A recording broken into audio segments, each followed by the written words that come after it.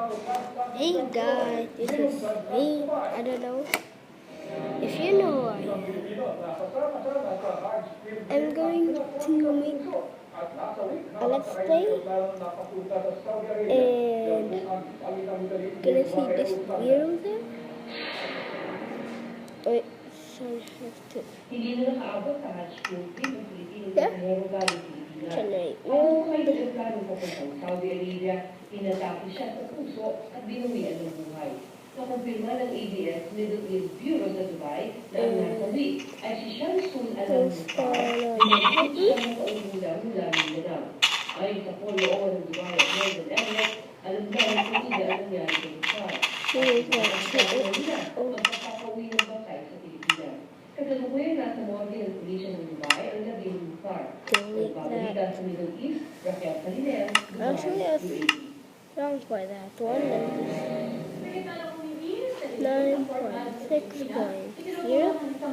That's the seed. And just generate world again. Let's go.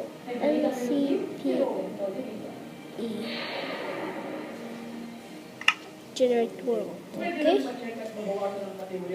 This should be the one. Okay, I'll spawn in here and get wood to make sure the settings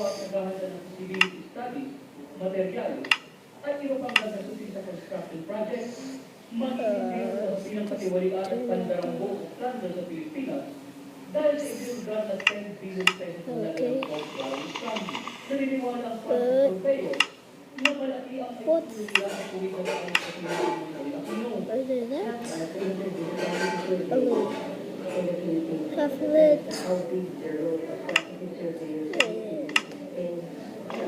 Enough. Let's get wood. Everything this will be a short story. So yeah. Let's just pick some wood and turn this tree right out because usually I cut down this tree to craft wooden plank. Get that there,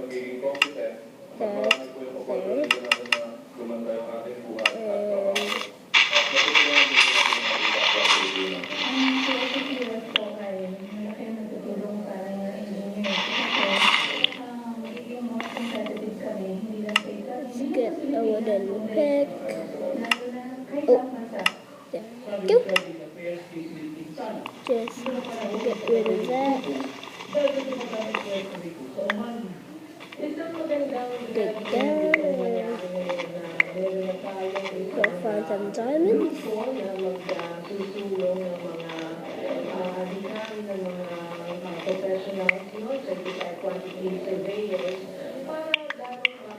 Okay, there. And my crafting table again, and get that. Now let's find iron. And then this way.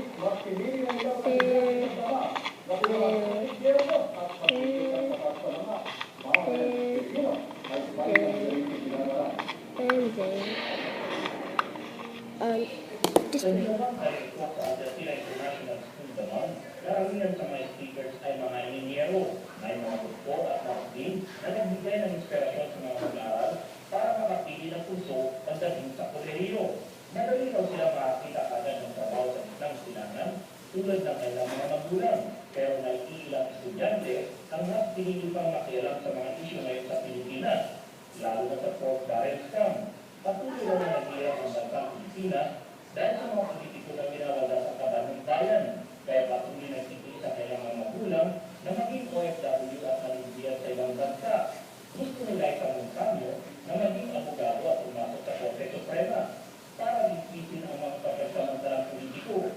Nanindigan siyang tanggalin na ng pork barrel dahil ito ang nagiging ugat ng kasalanan naman nasa pamahalaan. Dapat patanggalin ang pork barrel kasi hindi po natin may iwasan na magkasala ang tao, lalo na pag therapy yung pinag-uusapan. Dahil pwede po nilang magamit yung nakaraan. Pero iba naman ang pananaw ni Samuel Mateo na gusto maging senador balang araw. Para po sa akin dapat po i-pili po po tayo na makapagpapagaling po mga korapa po na leaders ng ating gobyerno. Kasi po po para sa tao, hindi po para sa mga Pilipino. May pwede ba rin wala, hindi tayo uunlad ang bayan kung hindi tapat ang mga naniniwala sa pamahalaan. Kaya gusto maging accountant ni Adrian Velasco kasi sila ang unang nakakita ng mga anomalyas transaksyon sa mga proyekto ng Just wait. gobyerno. Kailangan po maging matapat po siya sa kanyang servisyo. Hindi lang po sarili natin ang kaunlarin, kundi pati ang kanyang bayan. Hanggang sa mga kabataan ito ang maging malinis at tapat sa bayan, ang mga nanunungkulan sa pamahalaan. Si Daniel Chenberhan, pinili na maging guro. Kasi yung teacher, dahil nakikita ko dito sa school na to, medyo kulang-kulang na po mga teacher, mga Filipino teacher. Kaya so makatulong at sana makakuha ko dito sa teacher. Dahil sa sitwasyon ngayon sa kaharian, naapektuhan daw ang mga estudyante dahil tapos sa mga guro at kailang paaralan. Okay, I'm back. My mom just called me. I'm sorry because I don't have like the screen recorder, and I'm afraid I have to use this.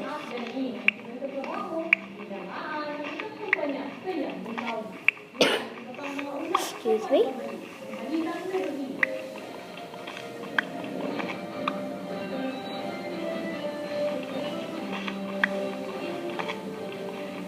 Send money to the Philippines through LBC Remit Express. Now available in 150 agent locations in the UAE. Sorry about the TV. Because I was watching TFC. The number one Filipino channel. Anyway, about now we're gonna find some gold later, and the ghost is done, and then most life is done. So it's just end it for now. So see you later.